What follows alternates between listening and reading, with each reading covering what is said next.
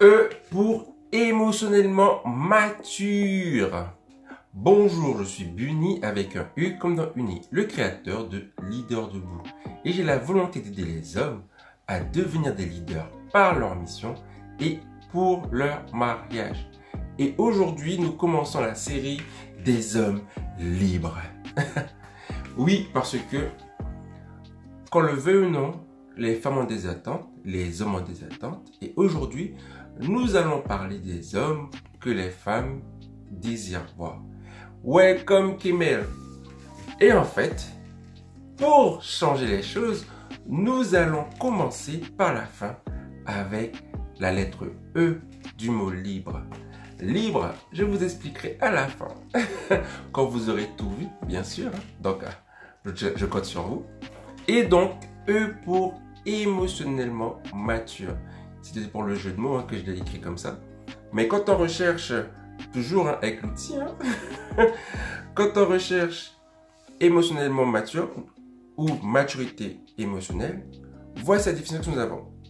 La maturité émotionnelle se définit comme la capacité à ressentir, exprimer, mais aussi assumer ses émotions. Et bien souvent, lorsqu'il s'agit des hommes, ils ont beaucoup entendu « Un homme, ça ne pleure pas. Un homme, ça reste toujours faire. » Welcome Manu. Et donc, il y a beaucoup d'hommes qui ont des difficultés à exprimer leurs émotions. Et aujourd'hui, dans une société où l'information règne, c'est dur. Welcome Esther. C'est très dur de pouvoir avoir ces hommes qui ne parlent pas en fait. Alors que tout le monde à côté discute, tout le monde échange. Et donc les filles sont là, mais arrête, tu peux me dire que tu m'aimes vraiment et tu peux me dire je t'aime. Et donc vraiment, ça part de ça. C'est qu'aujourd'hui, en tant qu'homme, les femmes attendent de nous qu'on puisse exprimer ce que l'on ressent. Mais plus important encore, qu'on puisse comprendre ce qu'elles ressentent. Et qu'elles ne soient pas tout le temps à se dire « Oui, mais elle ne me comprend pas, je peux rien lui dire, il ne sait pas ce que je vis en ce moment. » Lorsqu'elle vient vers vous, elle dit « Oh, non. » Et donc, c'est pourquoi émotionnellement mature, c'est extrêmement important. Donc, je vais relire. La maturité émotionnelle se définit comme la capacité à ressentir, exprimer, mais aussi assumer ses émotions. Et c'est souvent ce que les jeunes femmes ou les femmes reprochent aux hommes qu'elles apprécient, c'est qu'ils ne disent pas assez ce qu'ils ressentent. Et quand on voit sur Internet tout ce qui est lié à la maturité émotionnelle ou encore au quotient intellectuel, au quotient émotionnel, qui était justement par opposition au quotient intellectuel, c'est les chercheurs Mayer et Solovey qui ont établi la définition comme ça pour le quotient émotionnel. L'habilité à percevoir et à exprimer les émotions, à les intégrer pour faciliter la pensée et à comprendre, à raisonner avec les émotions, ainsi qu'à réguler les émotions chez soi et chez les autres. Donc, de plus en plus, on nous dit d'être en lien avec notre être intérieur. Là, je veux revenir, c'est que on veut pas d'un homme qui pleure forcément. C'est pas ce qu'on veut. Mais on veut vraiment des hommes qui puissent comprendre que la jeune femme en face vit d'autres choses. Parce qu'elle perçoit le monde autrement simplement avec la logique en fait. La majorité des femmes sont plus à l'aise avec leurs émotions que les hommes. Donc elles n'ont aucune difficulté à partager ce qu'elles ressentent.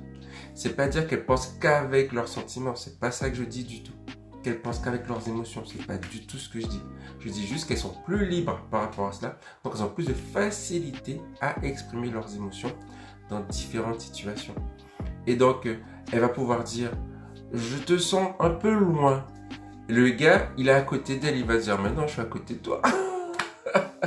Et en fait, c'est parce qu'elle ressent cette déconnexion au niveau émotionnel, cette déconnexion au niveau de la relation. Alors que lui, il perçoit juste l'aspect physique de la chose, il est à côté d'elle, il lui tient sa main. Et il ne comprend pas en fait ce qui se passe. Et donc vraiment, c'est que nous, en tant que gars, on doit vraiment apprendre à écouter en fait.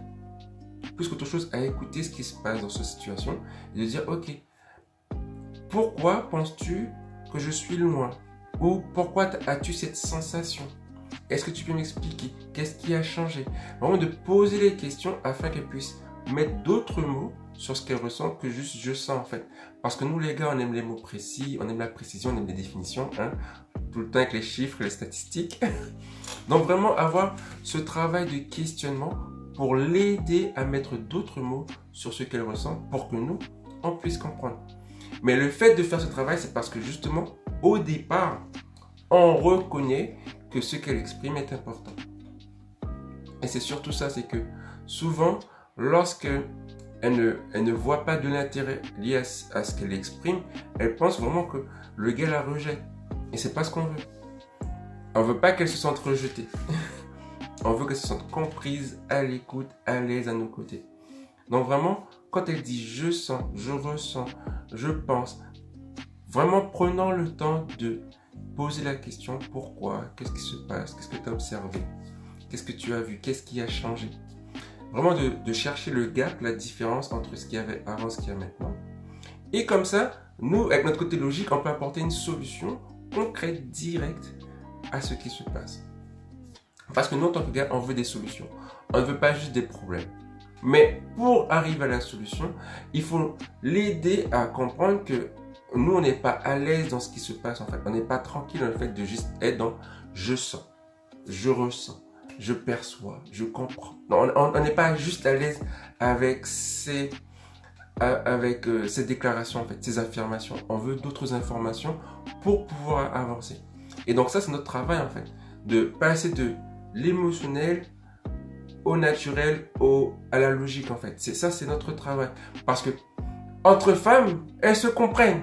Ah ouais, c'est trop vrai ce que tu as dit. Ah ouais, je te comprends trop. Mais quand il y a la dynamique homme-femme, c'est autre chose.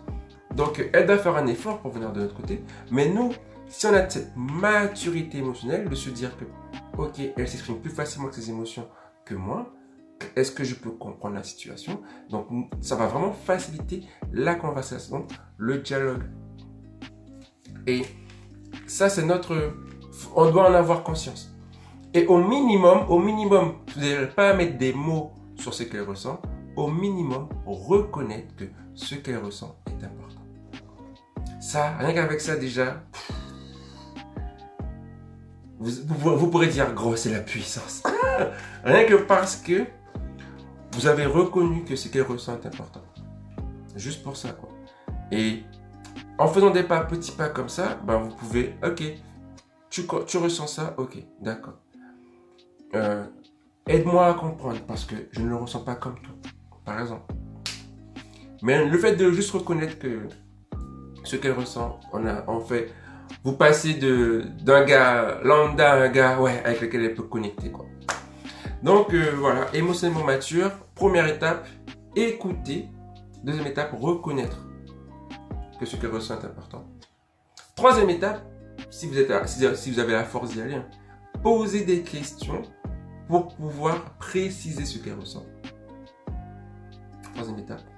Quatrième étape, alors là, si vous faites ça là, c'est-à-dire on parle d'empathie, pouvoir ressentir ce qu'elle ressent.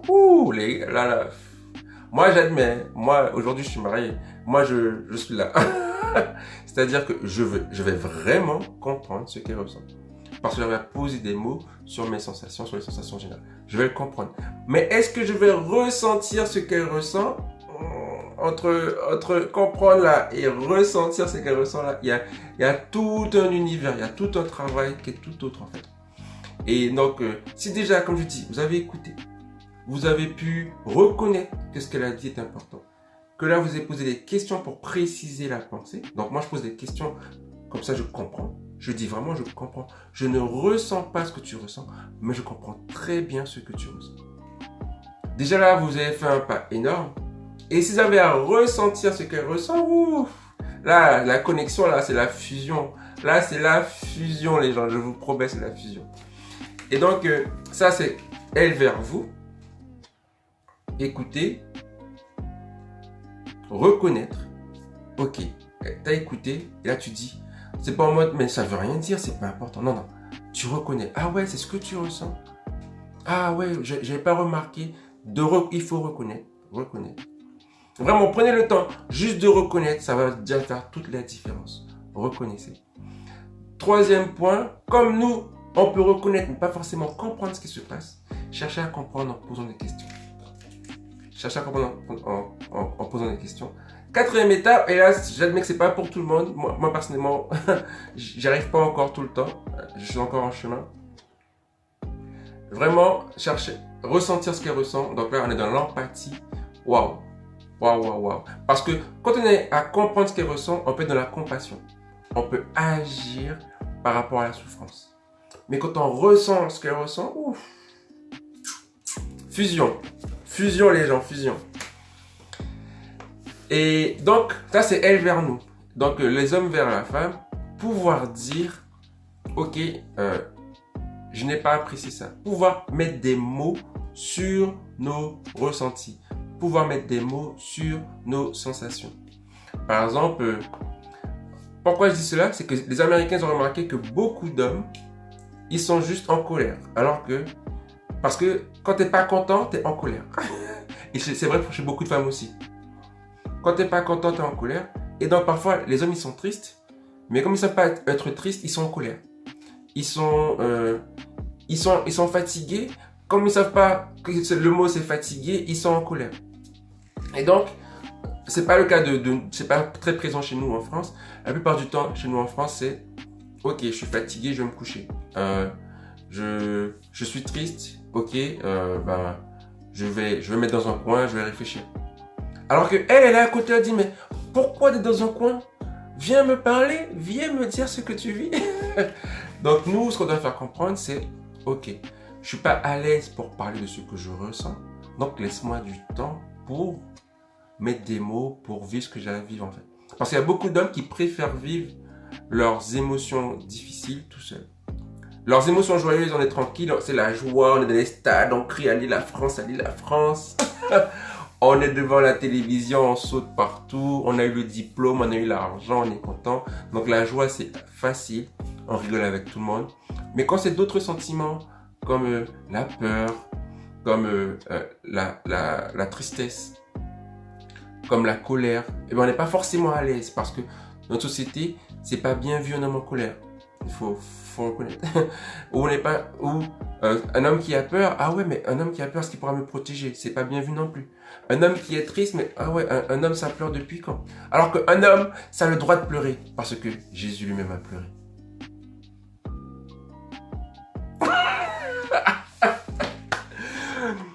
Et donc vraiment, en tant qu'homme qui exprime nos sentiments, nos émotions envers elle, pouvoir vraiment prendre le temps de mettre des mots et de lui faire comprendre ce qu'on vit. C'est-à-dire que peut-être dire tout simplement, je ne suis pas à l'aise de t'exprimer ce que je vis maintenant. Je ne suis pas, j'ai pas les mots pour te dire ce que je ressens. Vraiment prendre le temps de dire au moins ça, qu'elle ne se sente pas mise de côté durant ce moment-là en fait, durant ce temps de souffrance. Et donc vraiment, prendre le temps de dire, je vis quelque chose que j'arrive pas à exprimer. Voilà.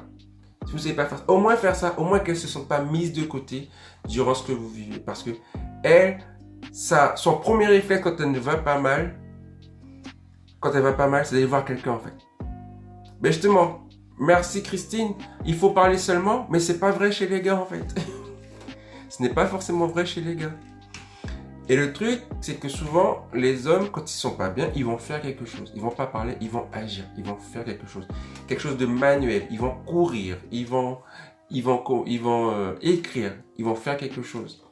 Mais ils peuvent au moins dire, même s'ils savent pas dire ce qu'ils ressentent, ils peuvent au moins dire, je vis quelque chose que je n'arrive pas à exprimer. Et le fait de faire ça, elle va pas se sentir mise de côté. Elle va comprendre que, ok, là, il vit quelque chose, il n'est pas à l'aise. Donc, elle va rester à l'écoute, elle va rester attentive.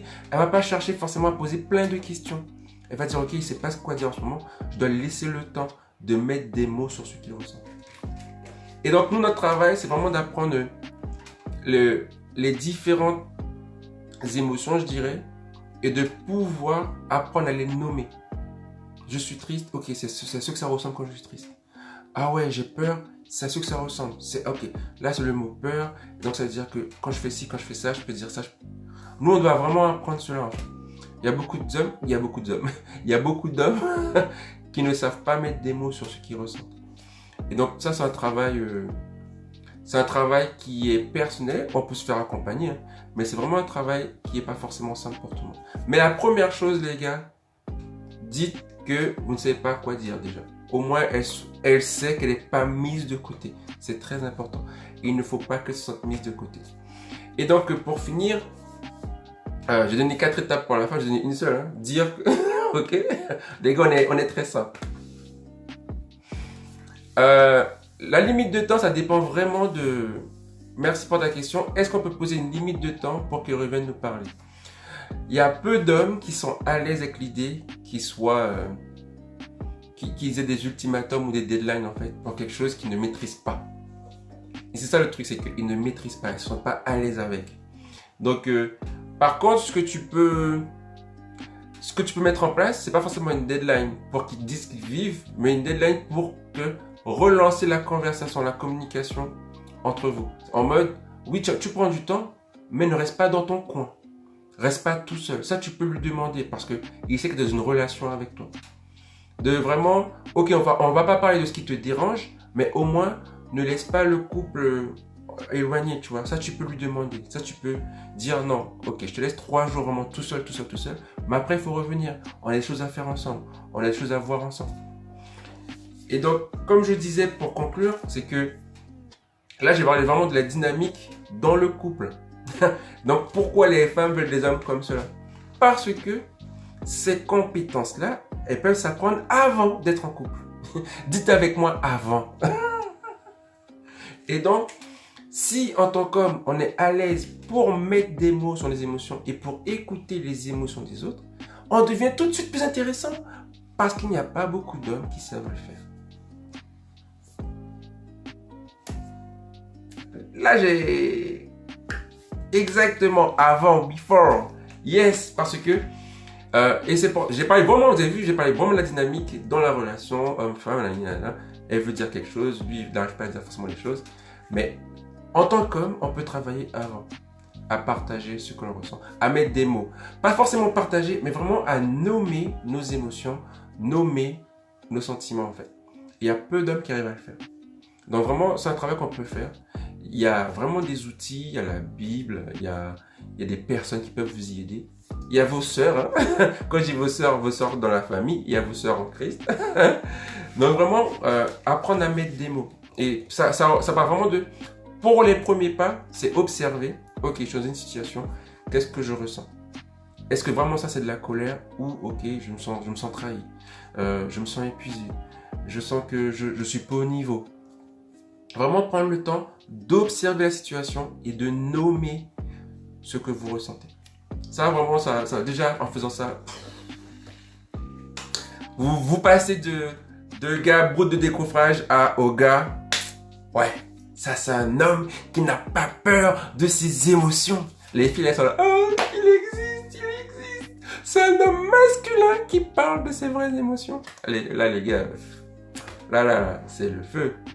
Welcome Cyril, t'arrives à la fin.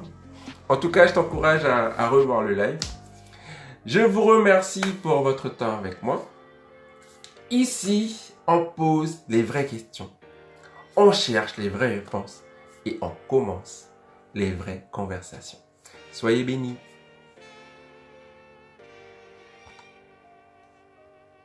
Je suis Jésus, mais je ne suis pas un follower. Simplement j'ai cru, et ce de tout mon cœur. Je le crie partout, avec toutes mes valeurs. Parfois je passe pour un fou, mais toujours dans le bonheur. Je ne connais pas la honte, ni la culpabilité. Ce n'est pas en compte, juste ma réalité. Tout ce que je le fais à 100%. Je vis dans la paix, peu importe le moment. Tout ce que je veux, c'est que tous connaissent la vraie.